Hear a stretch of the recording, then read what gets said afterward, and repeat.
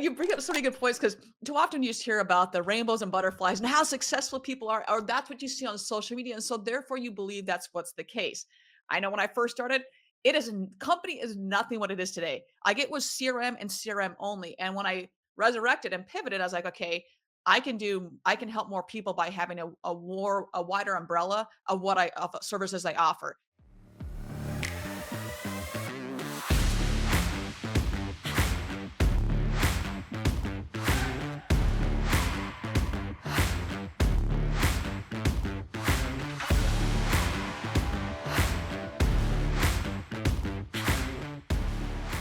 What if taking a leap could redefine success for your dealership?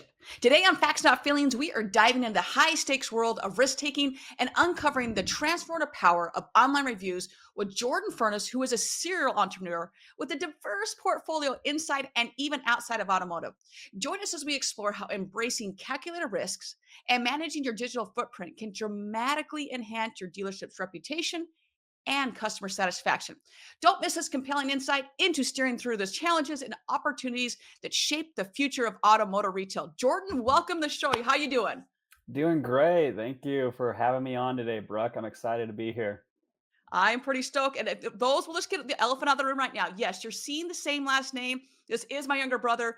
And for those who've been following long enough, know that I have, not to get too sentimental here, know how much I think of my younger brother and how much he has helped me and crafted me to who I am today as not just only the entrepreneur, but as a human as well.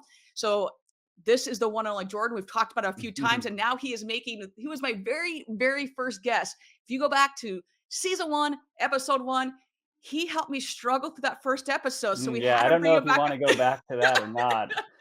I looked at that for a second. Yeah. Yeah, it was didn't, and that was like Hey, I was but trying to figure the out topic of Zoom. the day is, taking risks and stuff. So that was a good risk to kind of get our feet wet with this whole thing. Yeah, that was a rough episode. I have a couple videos on YouTube that I just get slaughtered on. And it's like, I didn't know what the hell I was doing at the time. So you're just putting stuff out there and learning from your mistakes. And that was one where I learned that Zoom, you have to change the settings or it only goes on your guest the entire time. So learn Mhm. that one. That's right. I forgot about that. Like, I'm so sorry I don't have to do it this right.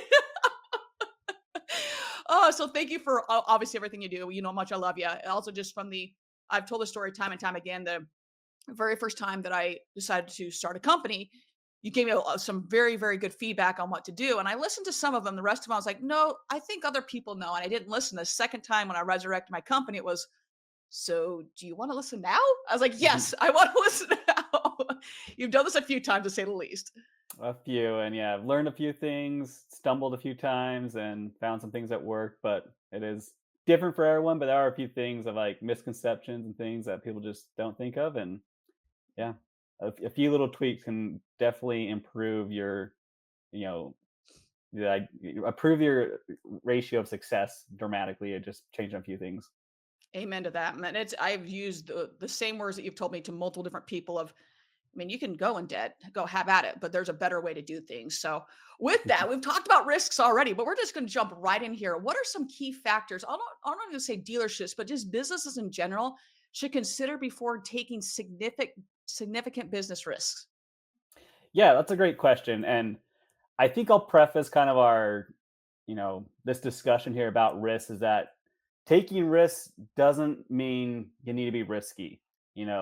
Just the term risk, we associate that with being haphazard and, like what the heck you thinking and why would you even, why would you try that? But, taking risk is just taking an opportunity that and kind of like taking that leap there. And you may not have everything figured out, and that's fine, but you can mitigate, this risk by, some calculations, some data, some research, and some backup plans. But yeah, what I think any business should consider is the classic kind of questions of, well, what will be like the best case scenario if we do this and it actually works out, and what is maybe more the likely scenario if we do this and it works out, maybe that middle ground, and what's going to be the worst case scenario if this just goes bad.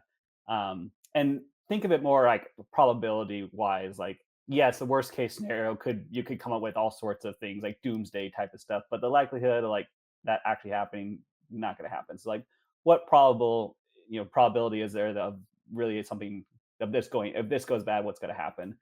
And if you go through those, and if the likely scenario and the best case scenario are really attractive, and if you have a plan for the worst case scenario, then go for it. Like, you might as well give it a shot, and at least try. And Brooke and I, and we all have examples of going through it, and it actually didn't work out maybe that first time, but we had a backup plan, and we were able to either pivot from that, or maybe we had to just reset and start over again.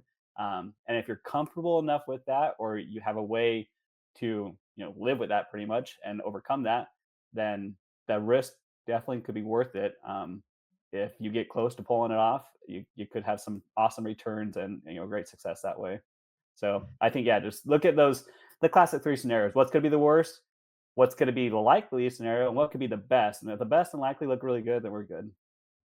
And I love that. I follow Gary Vee quite a bit and love everything he does. And he had just recently, he's like, but what if it does work out? And he does it a lot. Like, but what if it does work out? What if all that you had in your mind and you envision does work out? And I will sometimes have to, catch myself to be like, okay, but will that, the chances of what we have feared in our mind and we have just built up to be massive, that this is going to happen. And to your point of doomsday, the likelihood of that happen is not very great. It's usually going to be the middle ground, or, hey, I just exceeded all my expectations. But we get so caught up this fear that we can't even take the first step to whatever that risk may be. And I love that you said, it gets that it's symbolizes risky too often, when in fact that's not the case. But it is I love that. I love that saying there. It's very smart as always, Jordan. Very smart as Mhm. always. All Wow. Yeah, right, it's so just let's these notions that people got to overcome, like that. It's gonna be fine. it is. And that's like we were talking very early on when I had resurrect my company. There was a what I thought was going to be a very serious issue. And we talked quite a bit about it. And I just go, and you're like, but okay, understand at the end of the day, like this could happen, and that there's a real possibility the way that the things are going. But at the end of the day, it may not happen at all. As it turned out, the very, very scary thing that I was encountering never happened. It was more of a scare tactic of a company coming at me. And I just didn't know, hey, you fear everything because you're so new, but it never even, nothing ever transpired from it. It was just we're going to beat our chest and look a lot bigger than you. So those things happen all the time. So let's build on that just for a hot second here. Is how can, once again, dealerships slash businesses cultivate a culture that embraces calculated risks? Yeah, again, I think calculated risk is key here. And again, we're not just flying by the seat of our pants, and that's not what risk taking is. It's seeing an opportunity that is in front of us, and how can we kind of seize that opportunity, and then thinking through that. And there'll be some unknowns there for sure, but there's gonna be a lot you can probably figure out and plan for. But developing kind of a culture in your business to be able to at least entertain these opportunities that are in front of you. Maybe not all of them are worth taking that risk for, or you can even do it, but at least think about them and think, well, what if we did something like this, and how would we do it if we had this opportunity? How would we pull it off, and what were some options here? And I think, like, within your business and within the dealerships, yeah, it's not always good. You're not going to always see these opportunities in the high level or the management. Those personnel see a different type of the business side of the business, and they don't always see the other sides of the businesses and the other side of the opportunities that might be there. So I think it's really important to have that kind of open communication within the company, so that you have a plethora of people that have different experiences, have different lifestyles, different talents, and are not management or not C-level people. And if the company feels they have, everyone has a voice, and yeah, you're going to get maybe some random things, but if you have that kind of culture there of that's open communication, you're going to hear from other people within the organization that may have some actually really good ideas, that would never come to the mind of other people in the organization. And so if you have that culture, you're going to have those opportunities come to you, and then you have to figure out, how are we going to do this? Let's do some research on it. Like, always, let's at least talk to a few people that, if we did this, like, what would they think of it? And if we get a little bit of data around it, and then, yeah, have a backup plan of, if this doesn't pan out, like, what's gonna, where will we fall at, and how are we gonna recover from that? And if those are okay, then yeah, let's go for it. Oh, and it's as I'm looking at this next question before I jump into it, I'm just thinking back, like I'd say your first major company was Estify. And I remember you come up with the idea of like, hey, I have this idea. You're an automotive. What do you think about this? And I just remember the exact words I said to you. If you make this work, you will never work a day in your life. Like this was, Mhm. and you're, but you went through this whole like background of being in body shops, seeing just the intense agony that they went through and that massive pain point and then how to fix it. And obviously with Alpha Fox, same thing. Like, hey, there are other reputation management companies out there, but here's what we can do and solve a different problem. And yeah, you're taking a risk, whether it's solving a problem that no one's tackled versus the problem's been tackled, but we're going to tackle it a different way and add more value here. So as I go on this next one is, I actually don't know if I've ever asked you this question is what is a significant risk that didn't pan out as you expected? And then what did you learn from that? Well, honestly, most risks don't pan out as I expected. And that's just the reality of it. Like, you brought up Estify. That was a company that I started when I was in college. And there was a lot of risks associated with that one. I didn't know anything, and I was coming into the auto industry, which I knew nothing about at the time. And almost like every aspect of that company was a risk. And again, many of them actually didn't go as we planned. They end up actually being good, a lot of them, but it wasn't like the risk that we took, um, didn't actually work out a lot some of the times. Like for example, like some of the big risks, like I I remember this story. I don't know if I even told you this one, but um, we we were so we just had the idea, and for one, like let me jump back a little bit. So most of the times the idea is not going to work, and that's fine, but you're going to get far enough down this path, or it's going to put you in the right direction where you're going to be able to pivot to the right idea. Like with SFI, actually it was like a couple, like the actual idea we had with that company wasn't what was successful, and it wasn't even like the second or third idea probably, but then we actually landed on how the right idea and actually how to actually execute it, and that's how we were successful with that. But the very first idea was completely different from what the Really? company actually turned out to be. um, and we found like we just jumped off and took that risk, but then you do like talking about how to mitigate that risk, by doing research and some stuff and talking to people, found out actually this idea is not going to work at all. And so we quickly pivoted from that, and found like, hey, there's actually another big problem and pain point in this industry that I think we can tackle. And so we went after that idea and found out, heck, we actually can't solve this idea. And so we're like, well, how could we solve this idea? Like there wasn't actually technology at the time to actually solve this idea, solve the problem that was there. So we're like, hmm, this is a big problem. We want to solve it. We tried, but we actually couldn't. And so we pivoted again and had to go a new approach to how we're going to solve this. And we were losing tons of money at the time. Like there was lots of risks there. I feel like every time I ever took like a pretty large risk, or in any business, it was like at a time of life where, either we're about to run out of money for the business and the bank, or I remember I just bought a house one time, and like like, how are we gonna make payroll for the rest of the company too? So we couldn't pay ourselves for like 6 months as like the founders of the company, so we could pay the rest of the company.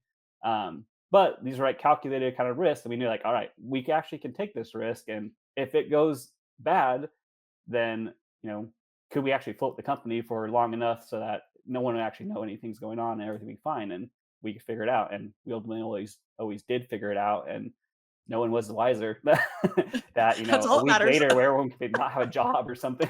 um, but yeah. No, and you bring up so many good points because too often you just hear about the rainbows and butterflies and how successful people are, or that's what you see on social media, and so therefore you believe that's what's the case.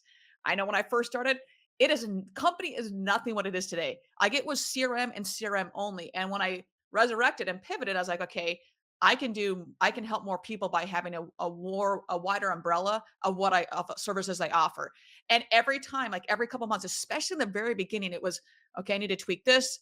I definitely need to pivot here. And I thought I'd done all my research and still like there were just things that would pop up. And even today, like there's just recently we were pivoting on a couple different things that I should have been doing or should have been doing differently. I was talking with a mutual friend of ours and he's like, hey, well, why don't you do this and this as an arm of your business? I was like, man, I already do this already. Why don't I?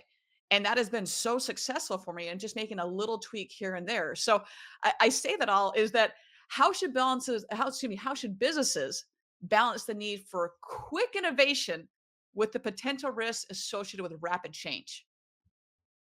Yeah, and that's a good question, and it's a key one. It's like, how do you do that? And I think you really need to, again, think through the best case, worst case, and likely cases of those. And yeah, again, if it makes sense, then let's move forward with it. But again, like I said, doing the research ahead of time, using data driven decisions here, and yeah, like I said, not going by the seat of your pants here. Like lots, again, when we think of risk, sometimes it's just we're just gonna jump off the deep end and we're gonna build the plane while we're trying to fall type of stuff. And that's not a good idea. Like, as common sense as that is, try to get some of that stuff figured out. You can figure out a ton of things very quickly and very cheaply without investing a ton of time and money into something. Lots of people have this idea that to do something, I have to have a full-fledged idea panned out. I got to have, whether you're starting a business, I got to have the website ready, I got to have the product ready, it's got to be perfect, because I only have one chance to launch this product, and the customer base is, they don't love it initially, like I'm never going to get another chance. And reality is, like, that's not the case. Like, people will accept a very crappy product if it solves a problem for them, and you can then work on that and iterate and improve that. But just get into the marketplace, as long as you have the data that if I can somehow solve this problem, then there's a customer out there for it. But I don't need to figure out the product yet. um, so I think those are some key things that you can do. Like, you can figure out so much very quickly by just talking to the industry, talking to people just outside of your sphere there, and you're going to learn a lot from that. And that's just talking, that costs nothing. And then you can come up with, whether it's a minimal viable product of MVP to just test the market out. Like, if I did something like this, a little beta product, and you can get that done, whether it's software, you can get that done online super quick, or you just, if it's a product or if it's just an idea of a marketing strategy, just test it out, kind of get your fingers or your toes in the water there. And you're going to get, as long as you are not, don't have the blinders on, that we're going full fledged on this no matter what. Get some data initially from this idea, and if it's working, then all right, now let's actually figure out how we're really going to pull this off. um, and if you just do those few little things, then again, don't just jump off the edge with nothing figured out. Kind of tiptoe off it, and then you'll learn a lot. And then if it's worth it, keep going. I love it. It is so true though, because so often, even with a product that does solve a problem, I've seen, as you know, in that very first episode that was very difficult to watch. Let's be honest.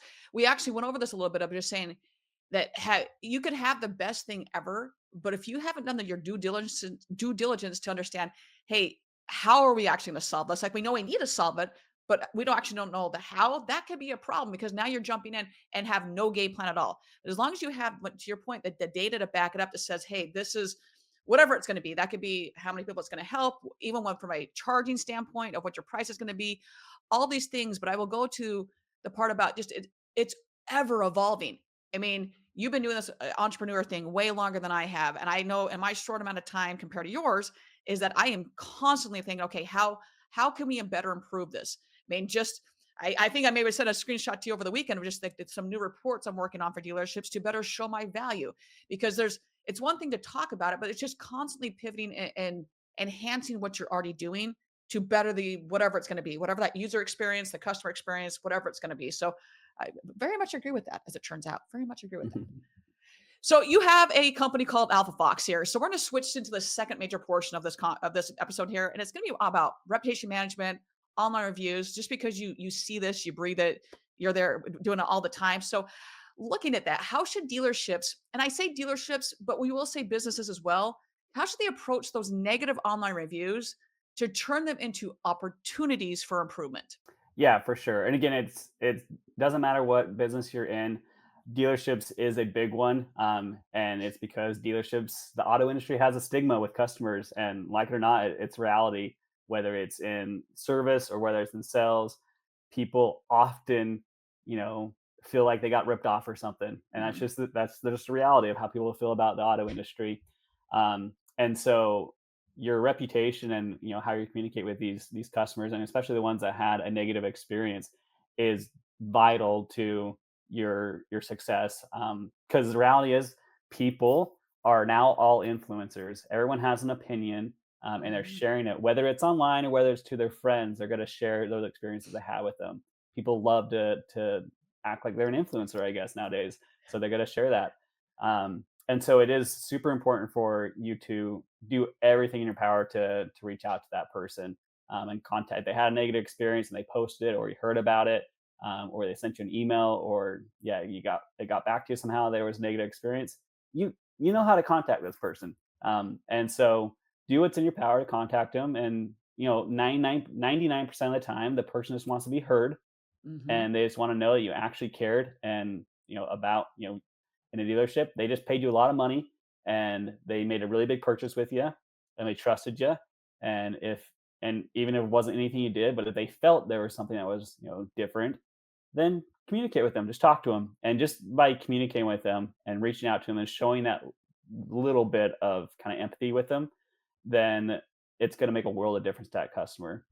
Because the reality is, you don't know how many people that negative experience is going to deter from coming into your business, and how much a good experience can bring into your business. It's just the way of the world right now. It is, and I will even say, like, I am really big on I will not post negative review until I have done everything in my power to try to resolve the issue. At that point, when I can't get anything done, that's when I know I'm abnormal for a lot of reasons, but that just happens to be one of them. Yeah. That being Most people just said, want to get the company's oh, attention, and that's their only yeah, way. They probably, they don't have your email or anything like that, and so this is kind of their email to you, and they just want to get your attention. And often, if they're satisfied, they're going to take it off, and they're going to be happy, and then they're going to tell their friends that of the good experience they had and how you guys addressed the issue there. But it's just the way that they don't know how to communicate with. They don't know how to contact mm-mm, you. no.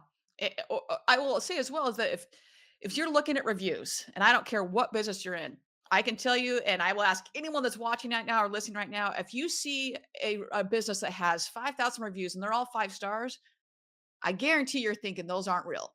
So you're Mhm. going to have negative reviews. You're going to have the person that goes psycho and there's nothing you could do short of even if you cured cancer and had world peace, they're like, no, no, we still hate you. You're going to have those random people, but taking the time to say, okay, what is it that was really the issue?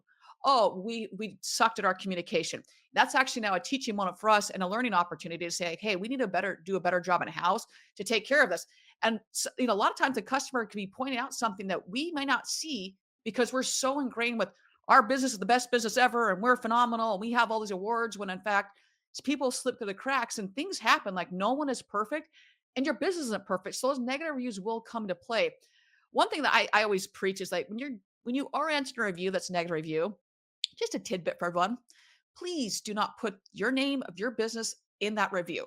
The Mhm. customer can. There's nothing you can do about that. From an SEO standpoint, stay away from putting your name in there because now when someone Googles your name, they're going to see the negative review. So if it's a positive review, make sure you put your name of it. Hey, thanks for seeing ABC business, blah, blah, blah, blah. So just a little tidbit there for everybody.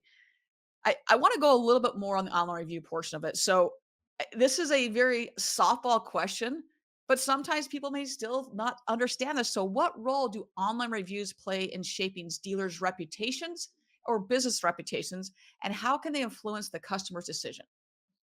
Yeah, again, let's tee that softball up and hit it there. But it's a clear answer. Like, reputation is and online reviews is key, or your reputation is key, and online reviews is the most vital thing to your reputation as a dealership. Again, there's a stigma in the industry, and we're constantly trying to overcome it. But the ones that have tremendous success are the ones that are one, they are a good business. Like, the reality is, you can't be a crappy business and be a shady business and have lots of good reviews and hope that's going to sustain you. Like, you can't be doing practices that aren't good and are actually hurting the customer or being deceitful and expect to have lots of good reviews and a good reputation. It's never going to happen. So first, you got to just be a good business. And if when you are that, teaching your customer or your employees to do right things, then that's going to reflect with the customer's experiences. Um, but many businesses don't capitalize on their great customer service that they have. Like, they spent so much Mhm, time having a good culture and a good business, and they have great employees, but they're not asking the customer to share that experience. Because the reality is, mhm, people are busy. They're gonna, whether they had a great service or they bought a great vehicle or a great product or anything like that, and they're so happy. And then the next thing they're doing is they're picking up their kids from school, they're going to dinner or something like that, and they're not going to share that great experience they had unless they are prompted to do it. And so that's why it's really key to really engage with your customers after the fact and get them to share, that experience with it and making it really easy for them. Because their experience is going to influence so many people. Everyone is looking online now and reading about the experiences they had because a lot of people don't trust the business. Like that's the reality is, as fancy as your site may be, or as cool as your marketing may be, or ads, or your billboards, or anything like that, the people are going to trust the community. They're going to talk to their neighbors. They're going to, look online and see, what was the experiences people had. Because I trust those because they're non-biased, Mm-hmm. and people are just saying their honest experience they had, and so they put so much weight on online reviews and you're sitting on a gold mine of really happy advocates of your business. And as long as they're sharing that, like that is literally the best thing you can do. And it's it's the cheapest and most effective thing you can do to really help any type of business that you might have. Amen. And I mean, even back when I was in a dealership and you and I were talking about Alpha Fox and reviews and what have you and reputation, too often is that the sales or excuse me, sales is separate, right? And then we got parts and service, and it's like the redheaded stepchild that no one wants to talk about. When in fact, that is your repeat and referral business right there. There's your retention business right there. How many times do we go on after and say, hey, how was your service with us today? Hey, you came up for and bought a new blah, blah, blah, blah to outfit your vehicle. We really don't do that. We send them all to the sales listing when in fact that shouldn't be under that one. If you can bolster the other two, I had a good friend of mine that, I mean, during COVID, she made a just like very vigilant effort to bolster both those profiles up. And she ended up outranking, I always just say very slowly, like pet boys. I always want to say pet shop boys. And that dates me a little bit there, but she was outranking pet boys. I was like, that is crazy because usually in our industry, that's not the case. But really honing that in to say, hey, if it's a service customer, you go to service listing. If you're parts, you go to parts. Sales, you go to sales. And that sounds simple. I'm still shocked how many companies can't do this though. I'm like, this shouldn't be this difficult to do. With RO closes, send something out to them. Mhm. So little things like that. And that kind of leads me to the next questions about looking at those strategies. So obviously you do this for a living, one of your many, many companies here. What strategy would you recommend for businesses to manage and improve their online reputations effectively? Yeah, it's a great question. And, like I said a little earlier, like the first thing you need to do is just ask, no matter what type of business you are, if you're a small mom and pop's business, and a few customers here and there, you still have that opportunity and you need to just ask them. And by asking, that can mean, you can send them your Google link, which anyone can do this. You can send it in an email or text. You can create your own little QR code that maybe someone can scan and take them to the spot there. So very least, just have that available to your customers so that when they're there, they can have share that great experience. Um, and as you become a larger business, you can't do that on your own. And the best thing you can do is implement some sort of strategy or system that is going to help automate this process for you. Because, like I said, people are busy, they're going to forget, and you're doing enough business that it's impossible for your employees to keep track of all that. They should be out there hunting and closing these deals, closing these sales, and it's hard for them to go back and then cultivate these past customers and try to get them to come back or to share their experiences after the fact there. So bringing in some sort of reputation management system is really key for these larger businesses because it's going to automatically ask the person. It's going to make it very simple for them and guide them through that process. And it's got to automatically remind them to, again, people would, maybe they get a text message asking them about their experience. But often people are busy and they're just got a quick look at that and they might put it back because they're at dinner and forget about it, even if they had an awesome experience with the business.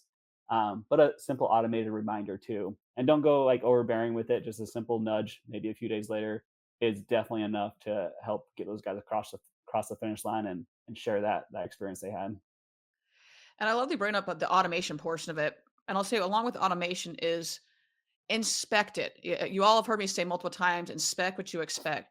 If my reputation management company says they're doing this, are they really doing this? And on top of that, is it the same message and we're badgering the customer to give us a review? Because if you continue to badger the customer, that 5-star review now is a 1-star review. So really tailor it. If the customer says, please stop contacting me, are you actually stop contacting them? Mhm. Because one, it's illegal not to, but Sure. I see so many times when I look at different products out there, because I see so many of them that can't recognize that the customer's either left a review or the customer said, please stop contacting me, or it said instead of sending one every 3 days, it's sending three in one day. So really going back and saying, is this working the way I anticipated and how I was pitched it? Because that happens so often, or it's leading to the wrong page. I cannot tell you how many times, not even the wrong listing, it's the wrong, completely different business. I have seen that happen so often. Yeah. So just inspect it. It's a big, big one for me. For sure, for sure. And I think too, just kind of going a little bit further on that too, and it's something that we're now pushing as well as, again, going back to kind of one of your earlier questions, like you're going to be able to learn a lot from these customers too. It's not just that we want to get a 5-star ranking so that we are higher up on Google and that type of stuff. Like that's great, but these customers are gold mines to understand these new opportunities that might be in front of you, where you can improve. And some, going a little bit further, you're gonna you can ask more than just how was your experience and leave a 5-star review, but maybe a couple, like maybe two more questions like that about, a little bit of a survey with them. And you're going to find out, who are these advocates that are, within your customer base already that you're going to be able to leverage in the future or be able to use in the future that can bring in more opportunities to you. So not just the reviews, you can also then take that a step further and figure out these advocates and these net promoters that you're going to have and really leverage them in the future. I like that. Not too many times you hear a company, I'll just a branded reputation company. It's just leave us a review. And that's usually all you get out of it versus asking a few follow-up questions.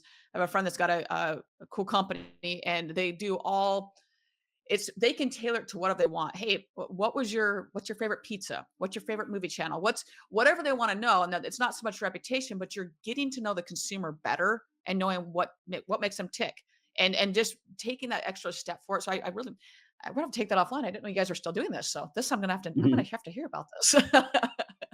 It's a new Well, thing. Jordan, we're at that point of the show where we're gonna jump into the lightning round with Jordan. So for those that are watching, you can see his QR code right below here. Those that are listening on podcast land, how can they get in touch with you and how can they find you?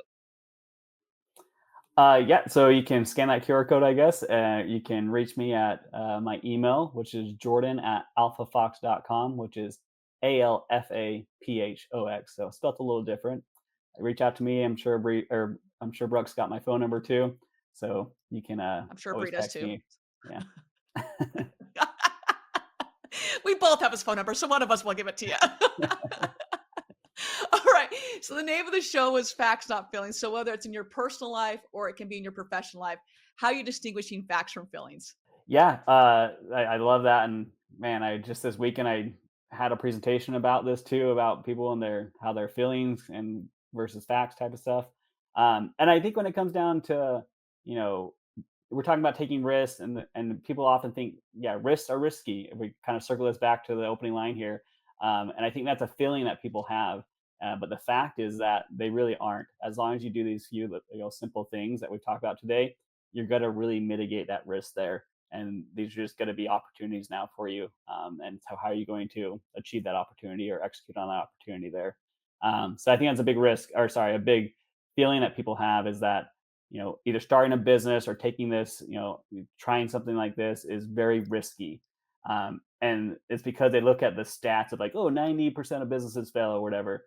And that's because these people just jumped off and had no plan at all. And that's why they all failed. But if you just do a few simple things, look at some data, talk to people, do some research, don't go in crazy amount of expenses and debt to try to come up with your idea. How quickly can you execute on this, and get a very simple product or idea out there to test the market and then learn from that and pivot. If you do those things, you're going to have a high rate of success versus what the stats are telling you there. So get that feeling out of your head of that it's super risky to start a business or to try something new. And the fact is, if you do a few things, it's got a high rate of success for you. Yeah, I mean, I was just talking to a really good friend it was a couple days ago, and is looking to go out on his own, and it's just like this paralyzing. I was like, once again, but what if it does work out? I go, you have all of this and this. Like, yes, there are still going to be things for which you will not account. Like, you can't predict everything. But you've done your research, you've done this. Like, just pull the trigger. But there is that I don't know if I can do it or not. So it is whether it's entrepreneurship, I don't care what it is, but really taking that fear out of it. All right, we'll Yeah. round it out with now. A lot of people may not know you at this point. You're well known to me. I get that, but maybe for the audience. So I'll say, what is one thing that most people would know about you? What was one thing most people won't know about me? Wouldn't know about Yeah, me? That's the yeah. question.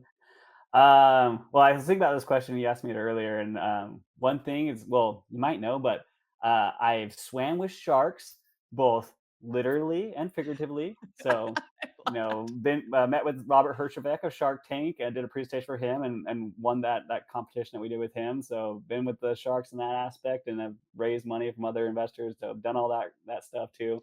But also swam with in shark infested water before and had awesome experiences doing that multiple times with different types of sharks. So yeah, I'm all about taking those risks with the sharks. I love it. I saw that and I was like, that is absolutely perfect. I love it. And that is one thing, like I still have my bucket list to go swim with sharks. We'll see if the eyes will allow me to do that or not, Yeah, but that is cage definitely free shark diving in the middle of the ocean, tiger sharks, Galapagos sharks around you. Pretty awesome. And then I've done all the other kind of sharks that some other people have done as well, but the cage free one's pretty cool. that's awesome. Well, Jordan, just as always, I just want to just thank you for you first and foremost, but just everything that you do. I mean, I continue to be amazed by you, both from a business standpoint, but also maybe more importantly from a personal standpoint. For those that don't know Jordan, your life is better from knowing him in it. So just thank you for all that you've taught me and being my brother. Love you to death. And with that, everyone, you all know the drill at this point. Find a way to serve today. I don't care if it's opening a car door, it can be a kind smile. Just do something to better someone's life and bring a little bit more joy into their life today. And with that, everyone, we'll see everybody next week.